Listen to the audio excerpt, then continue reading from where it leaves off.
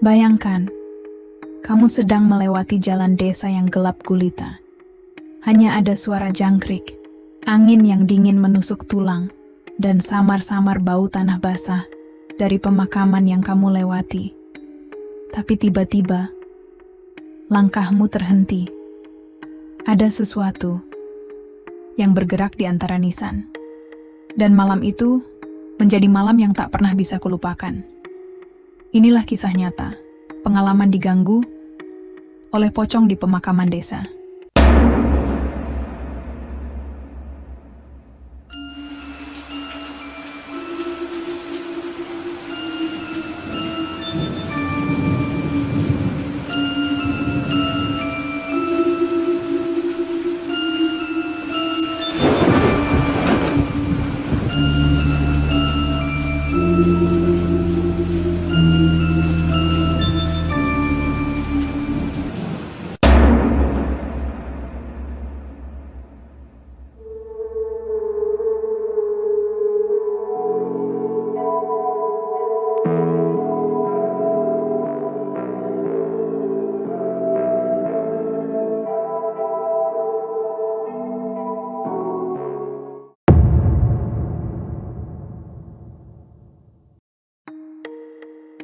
Waktu itu aku masih kuliah, sekitar tahun 2014. Aku tinggal di sebuah desa kecil di Jawa Tengah. Desa yang dikelilingi sawah, hutan bambu, dan tentu saja sebuah pemakaman tua yang sudah ada sejak zaman leluhur. Bagi orang-orang desa, pemakaman itu biasa saja. Siang hari sering dipakai untuk melintas. Bahkan ada jalan pintas yang memotong area makam agar lebih cepat menuju jalan raya. Tapi setelah matahari tenggelam, tidak ada satu orang pun yang berani lewat. Bukan hanya karena gelap, tapi karena banyak kisah yang beredar. Katanya, ada sosok pocong yang sering menampakkan diri. Bukan hanya satu atau dua orang yang pernah melihat, tapi puluhan. Dan malam itu, aku menjadi salah satunya.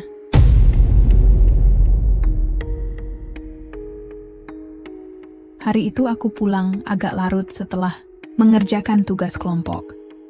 Jam menunjukkan pukul 10:30 malam. Aku membawa motor, tapi jalan utama ke rumah sedang diperbaiki.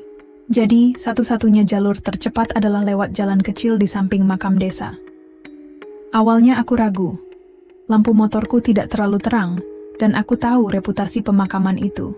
Tapi pikirku, itu hanya cerita. Orang-orang suka membesar-besarkan. Aku menarik napas panjang, lalu memutuskan untuk lewat. Ketika masuk ke jalan sempit itu, hawa sejuk tiba-tiba berubah dingin. Angin terasa lebih menusuk. Pepohonan bambu di kanan kiri jalan bergoyang, seolah berbisik. Aku menelan ludah. Mataku terus fokus ke jalan tanah di depan, berusaha tidak melirik ke arah nisan-nisan yang mulai terlihat. Sekitar 50 meter memasuki area pemakaman, aku mulai merasakan sesuatu yang tidak wajar. Lampu motor berkedip-kedip, seperti ada gangguan listrik. Mesin pun terdengar tersendat. Dan tepat di sisi kiri jalan, aku melihat sesuatu berdiri tegak. Awalnya kukira kain putih yang tersangkut di ranting. Tapi kain itu bergerak. Ternyata bukan di ranting, melainkan di atas tanah, berdiri kaku. Aku langsung memperlambat laju motor. Jantungku berdegup kencang. Kain putih itu semakin jelas. Tingginya sekitar 160 cm. Terikat di bagian kepala dan kaki. Aku tidak salah lagi. Itu pocong. Dia tidak melompat, tidak bergerak ke arahku, hanya berdiri tepat di antara dua nisan. Dan entah mengapa, meskipun wajahnya terikat, aku bisa merasakan tatapannya yang kosong menembus ke arahku. Refleks, aku memutar gas motor sekuat tenaga. Ban selip, tapi akhirnya motor melaju kencang. Aku tidak berani menoleh. Aku hanya fokus pada jalan di depan. Tapi semakin ku percepat motor, semakin terasa ada sesuatu yang mengikuti. Angin di belakang terasa berputar, seperti ada yang melompat-lompat mengejarku.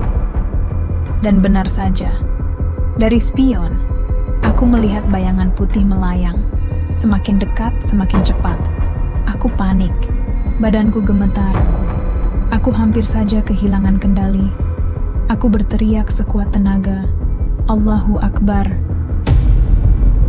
Sekejap, motor kembali stabil. Tapi suara itu, suara duk, duk, seperti sesuatu yang menghantam tanah berulang kali, terus terdengar.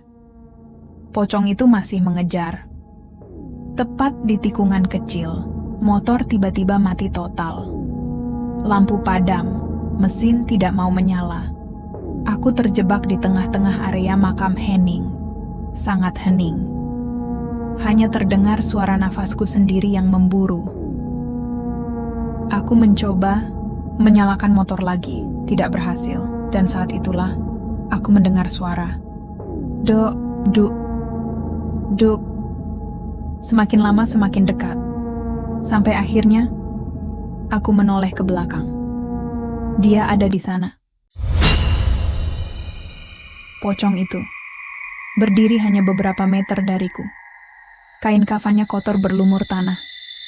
Bagian wajahnya terikat, tapi dari celah kecil itu terlihat wajah pucat dengan mata membengkak. Aku ingin lari, tapi kakiku kaku. Ingin berteriak, tapi suaraku hilang. Yang bisa kulakukan hanyalah membaca doa dalam hati, secepat mungkin, berkali-kali. Tiba-tiba dari kejauhan terdengar suara azan, bukan dari masjid, tapi dari radio sebuah rumah yang tak jauh dari situ. Begitu suara azan itu terdengar, sosok pocong mendadak berhenti. Kepalanya menoleh perlahan ke arah suara itu. Lalu, sekejap mata, sosoknya menghilang. Lenyap, seperti asap yang tertiup angin. Motor yang tadi mati mendadak bisa dinyalakan lagi. Tanpa pikir panjang, aku langsung melaju kencang, meninggalkan pemakaman itu. Setelah sampai di rumah, aku menceritakan semuanya kepada orang tuaku. Ayahku hanya diam, lalu berkata, "Kamu tidak sendirian. Banyak orang di desa ini yang sudah mengalaminya. Pocong itu bukan hanya satu, tapi beberapa. Mereka arwah yang dulu tidak dikafani dengan benar, atau dimakamkan dengan cara yang salah." Sejak malam itu, aku tidak pernah lagi lewat jalan pemakaman. Bahkan kalau siang sekalipun, aku selalu memilih jalan memutar. Karena sekali kamu melihatnya, bayangan itu akan terus menghantui pikiranmu. Dan sampai sekarang, setiap kali melewati jalan desa itu, aku selalu teringat sosoknya. Sosok pocong yang berdiri di antara nisan, menatapku dalam diam. Itulah kisah nyata yang kualami sendiri. Pengalaman diganggu pocong di pemakaman desa. Ingatlah, kadang yang menakutkan bukan hanya kegelapan malam, tapi sesuatu yang berdiam di dalamnya. Kalau kamu pernah mengalami hal serupa, tuliskan ceritamu di kolom komentar. Siapa tahu, malam ini ada yang membaca bersama kita.